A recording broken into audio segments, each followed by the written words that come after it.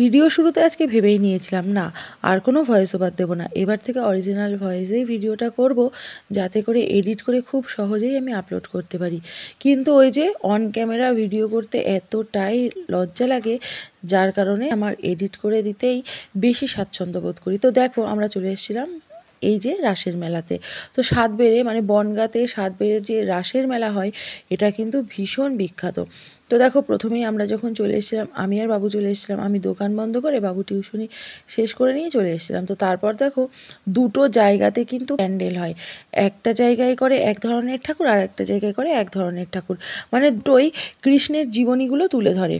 তো এখানে সমস্ত রকমের কিন্তু দেখা যাচ্ছে কিভাবে কি হয়েছে, দ্রৌপদীর বস্ত্রহরণ থেকে শুরু করে পুতনা বধ বা যাবতীয় সব কিছু, মানে ভগবান শ্রীকৃষ্ণের জন্মে থেকে যেসব উনি করে এসছে লীলাগুলো, সবগুলোই কিন্তু এখানেই তুলে ধরে।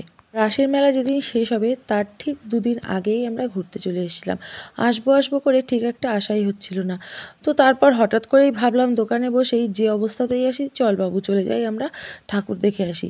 তো বাবু তো আসতেই চাইছিল না, যেহেতু ও পড়তে গেছিলো, মানে টিউশনিতে গেছিলো, সেই রকম একটা ড্রেস আপ করে গেছিলো। কিন্তু মেলাতে আসতে গেলে তো এখন সেইভাবে কেউ আসতেই চায় না। তো যে কারণে ওকে আমি বললাম কোনো ব্যাপার নেই, এখান থেকে এইটুকু তো চল, আমিও তো এই অবস্থায় আছি চল। তো ওই কারণে দেখো চলে আসলাম। আর এসেই আমরা প্রথমেই নিয়ে নিলাম কি, গরম গরম পরোটা। পরোটা না না, পরোটা না, ওটা হচ্ছে এগ রোল। যাই হোক দুটো এগ রোল আমরা 80 টাকা দিয়ে নেওয়ার পর চলে আসলাম একদম প্যান্ডেলের সামনে, মানে যেখানে স্টেজটা করেছে, এখানে প্রোগ্রামগুলো হবে বা যেখানে মেন মন্দিরটা রয়েছে, তো সেখানেই চলে আসলাম। আর এখানে এসে মনে পড়ে গেল ছোটোবেলায় না দাদা আর দিদির সাথে আমরা ঠিক এইরকমই একদম স্টেজের সামনেই বসে প্রোগ্রামগুলো দেখতাম। সত্যি কথা বলতে রাসের মেলায় আজকে দিদিকে ভীষণভাবে মিস করেছি। আর দাদাকে আনতেই পারতাম, এই যে ভদ্রলোকটা এখানে বসে আছে, তো ওনাকে দেখে দাদার কথা বেশি করে মনে পড়ে গেল, দাদাকে নিয়েই আসতে পারতাম। কিন্তু দাদা ওই যে 8টা সাড়ে 8টার মধ্যে ঘুমিয়ে পড়েছিল। এই স্টেজের পরেই কিছুক্ষণ পর শুরু হবে বাউল। তো এমনভাবেই সবাই বসে আছে, ঠিক ছোটোবেলায় দাদা দিদি আমরা সবাই মিলে এইভাবে বসে থাকতাম। হয়তো বাইরে থেকে খাবার দাবার কিনে নিয়ে গিয়ে ওখানে বসে বসে খেতাম। আমরা অনেকটাই ছোটো ছিলাম তখনকার কথা কিন্তু বলছি। আর দেখো বাইরে কত রকমের দোকান বসেছে। তো এখান থেকে বাবু পছন্দ করলো দই ফুচকা খাবে, তো অনেকক্ষণ দাঁড়ানোর পর এখান থেকে 1 প্লেট দই ফুচকা নেওয়া হলো, যেটার দাম ছিল 1 প্লেট 60 টাকা। ফুচকা খেলে অনেকটাই তাড়াতাড়ি হয়ে যেত, কিন্তু দই ফুচকার জন্য অনেকটাই দেরি হয়ে গেল।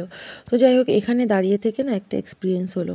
আমি আর বাবু যেহেতু স্কুটি নিয়ে এসেছিলাম, তো আসার পর থেকেই দেখছি একজন ভদ্রলোক ভীষণভাবেই আমাদেরকে ফলো করছিলেন। তো যতবার করে ওনার দিকে তাকাচ্ছিলাম ততবার করে মুখটা পেছন করে নিচ্ছিল। তো ওই কারণে আমি একটু ক্যামেরা করার চেষ্টা করছিলাম, তো সেখানেও ওই যে পেছনভাবেই দাঁড়িয়ে আছে। তো যাই হোক জানি না কেন উনি এরকমভাবে দাঁড়িয়েছিলেন। তারপর আমরা চলে আসলাম একটা মিষ্টির দোকানে। আর এরকম গরম গরম তেলে ভাজা জিলিপি দেখতে খুবই ভালো লাগছে, কিন্তু আমার খেতে ভালো লাগে না। আমার ভালো লাগে একদম ঠান্ডা নরম যে জিলিপিগুলো, ওগুলো ভালো লাগে। আর এই যে মালপোয়া, এটা তো আমার ভীষণ ফেভারিট। তো তারপর এখান থেকে মালপোয়া নিয়ে নেওয়া হলো, কারণ দাদা অনেক দিন আগে বলছিল যে শুনু মেলায় গেলে না আমার জন্য মালপোয়া নিয়ে আসবি। তো ওই কারণে এখান থেকে মালপোয়া নেওয়া হলো আর জিলিপি নিয়ে নিলাম। জানি না আমার ভিডিওগুলো তোমাদের কাছে ঠিক কতটা ভালো লাগে বা কেমন লাগে, কিন্তু আমার ভিডিও করতে ভীষণ ভালো লাগে। আমার সবসময় মনে হয় যে একটা স্মৃতি থেকে যাক। তার কারণ কি, আমি না খুব মিস করি যাদেরকে আমি আমার জীবন থেকে হারিয়ে ফেলেছি। কিন্তু তাদের সাথে কাটানো সময়গুলো যদি ঠিক এই রকমভাবে আমি ক্যামেরাবন্দি করে রেখে দিতে পারতাম সারাটা জীবন, তাহলে হয়তো মিস করলেও কিছুটা অনুভব করতে পারতাম তাদের অনুভূতিগুলো।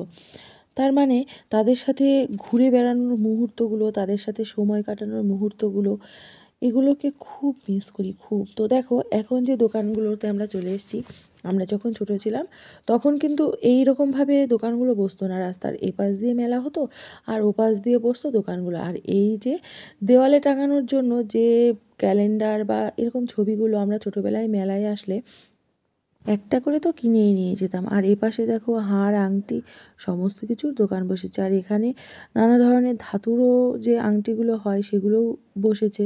আর এখান থেকে আমরা প্রত্যেক বছর যখন ছোট ছিলাম এইরকমই একটা দোকান থেকে আমরা হার নিয়ে যেতাম, যেটার লকেটের মধ্যে নিজেদের নামের প্রথম অক্ষরটা বেছে নিয়ে একটা হার কিনতাম। আর এখানে দেখো নানা রকমের কাপ প্লেট বা যাবতীয় যে সমস্ত বাসনপত্র সমস্ত কিছুর দোকান বসেছে।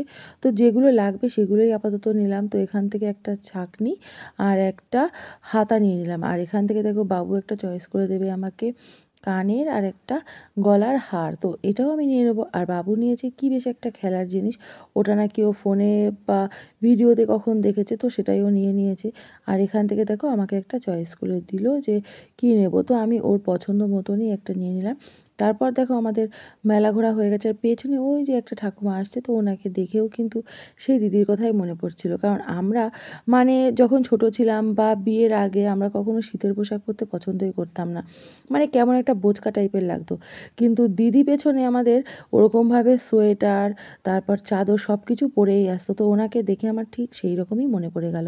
তো তারপর দেখো এখানে আমরা রেডি হচ্ছি এখন বাড়ি যাওয়ার জন্য। আর বাড়িতে গিয়ে দেখাবো সঠিক আমরা কি কি কিনলাম মেলা থেকে। খুব বেশি জিনিসপত্র আমরা এখান থেকে কিনিনি, একেবারে বলতে পারো যতটুকু আমাদের বর্তমানে প্রয়োজন তার থেকে অনেকটাই কম নিয়েছি।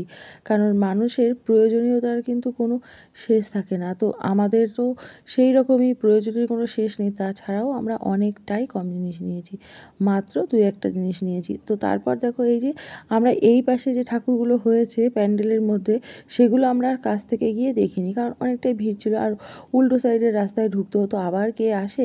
তো ওই রকমই বলতে পারো একটা কুড়েমির জন্য আমরা আর ভেতরের দিকে ঢুকিনি।